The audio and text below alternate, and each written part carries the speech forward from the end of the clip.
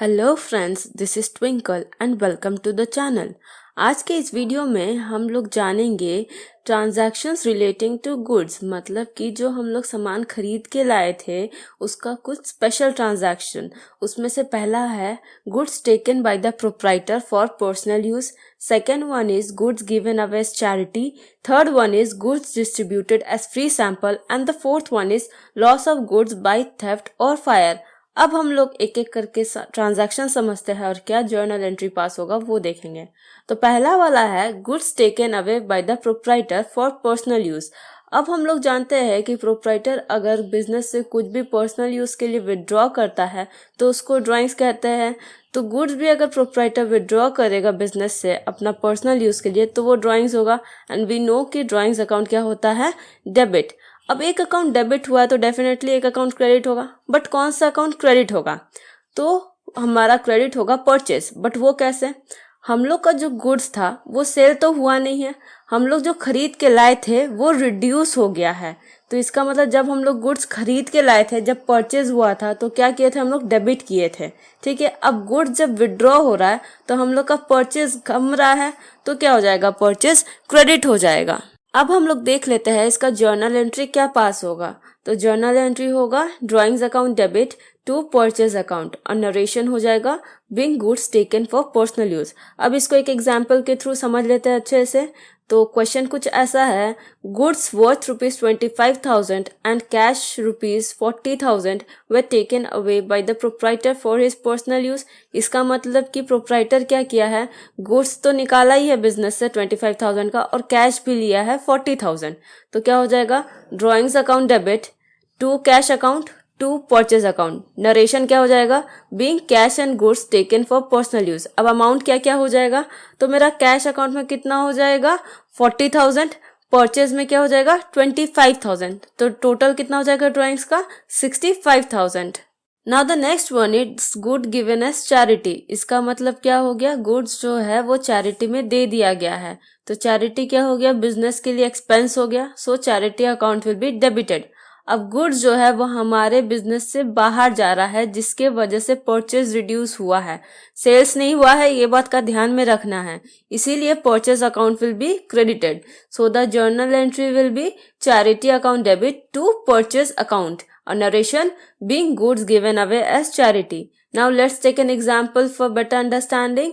The question is, goods worth ₹20,000 and cash ₹5,000 were given away as charity. इसका मतलब 20,000 का goods दिया गया था चैरिटी में और कैश दिया गया था 5,000।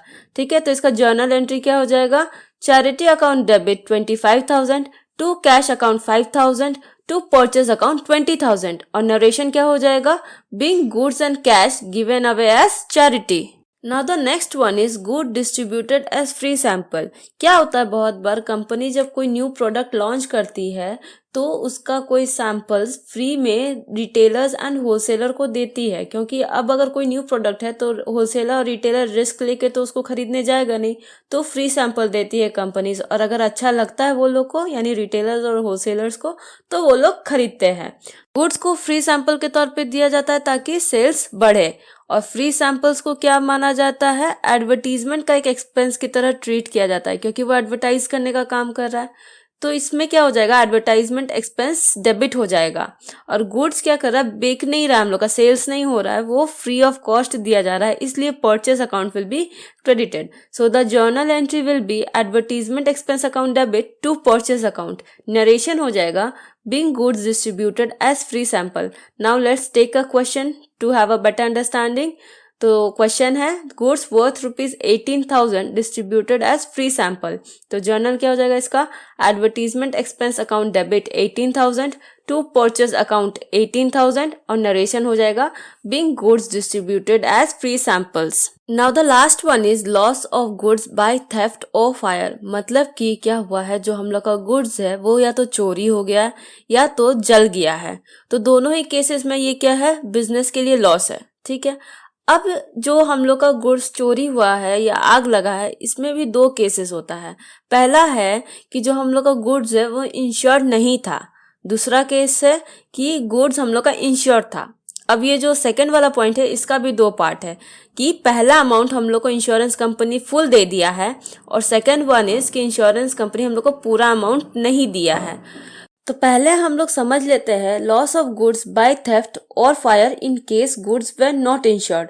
तो इसमें जर्नल एंट्री क्या पास हो जाएगा, loss by theft account debit, loss by fire account debit to purchase account. Narration हो जाएगा being goods lost by theft and goods destroyed by fire. तो एक हम लोग क्वेश्चन देख लेते हैं समझने के लिए। Goods worth ₹50,000 and cash ₹20,000 were stolen by an employee. ये चोरी हुआ है तो ये क्या हो जाएगा, लॉस बाय थेफ्ट। तो इसका जर्नल एंट्री हो जाएगा loss by theft account debit 70,000 to cash account 20,000 to purchase account 50,000 और नरेशन हो जाएगा being goods and cash stolen by an employee. अब समझते हैं हम लोग loss of goods by theft और fire in case goods were insured. अब इसमें कौन कौन सा जर्नल एंट्रीज आएगा वो देखेंगे। पहला एंट्री होगा जो गुड्स लॉस्ट बाय फायर और थेफ्ट का। सेकेंड एंट्री होगा जब हम लोग इंश्योरेंस कंपनी से इंश्योरेंस क्लेम लॉन्च करते हैं। अब ये जो थर्ड एंट्री है इसमें कोई दो में से एक आएगा।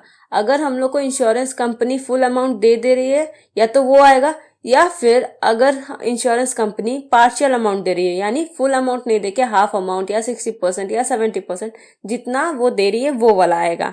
ठीक है, तो हम लोग देख लेते हैं कि कौन कौन सा जर्नल एंट्रीज आएगा। पहला जर्नल एंट्री हो जाएगा loss by theft account debit, loss by fire account debit to purchase account. Narration हो जाएगा being goods lost by theft and goods destroyed by fire. Now the second one is insurance company account debit to loss by theft account to loss by fire account. इस और narration हो जाएगा being insurance claim lost with the insurance company. Now the third one is इसमें से कोई दो में से कोई एक आएगा। तो पहला अगर हम लोग को फुल इंश्योरेंस क्लेम रिसीव हो रहा है तो हो जाएगा bank account debit to insurance company account. Narration हो जाएगा बीइंग इंश्योरेंस क्लेम रिसीव्ड। या फिर अगर कम अमाउंट मिला है तो हो जाएगा bank account debit profit and loss account debit to insurance company account. और इसमें नरेशन में आ जाएगा being insurance claim partially admitted and received. Bank account में वो वाला अमाउंट आ जाएगा जो हम लोग को मिला है और प्रॉफिट एंड लॉस अकाउंट में वो वाला अमाउंट आ जाएगा जो हम लोग को नहीं मिला है।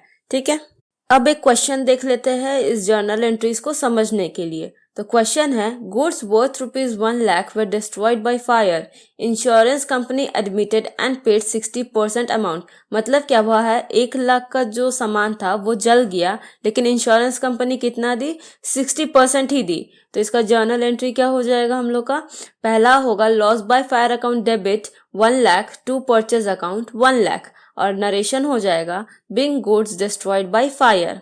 सेकेंड जर्नल एंट्री हो जाएगा insurance company account debit 1 lakh to loss by fire account 1 lakh और नरेशन हो जाएगा being insurance claim lodged with the insurance company. अब थर्ड जर्नल एंट्री क्या होगा ये देखते हैं। यहाँ हम लोग को बोला है कि 60% अमाउंट रिसीव होगा। अगर फुल अमाउंट रिसीव होता तब तो हो जाता bank account debit 1 lakh to insurance company account 1 lakh, but यहाँ पे पूरा अमाउंट रिसीव नहीं हुआ, 60% ही अमाउंट रिसीव हुआ है। तो कितना हो जाएगा, बैंक अकाउंट डेबिट ये कितना है 1 lakh का 60% that is 60,000। Profit and loss account debit कितना हो जाएगा 40,000 क्योंकि 40% अमाउंट नहीं मिला था to insurance company account 1 lakh। Narration हो जाएगा being insurance claim of ₹1 lakh accepted and received at 60,000। I hope आज का सारा एंट्रीज आप लोगों को समझ में आया होगा। अब हम लोग मिलते हैं नेक्स्ट वीडियो में, तब तक के लिए थैंक यू।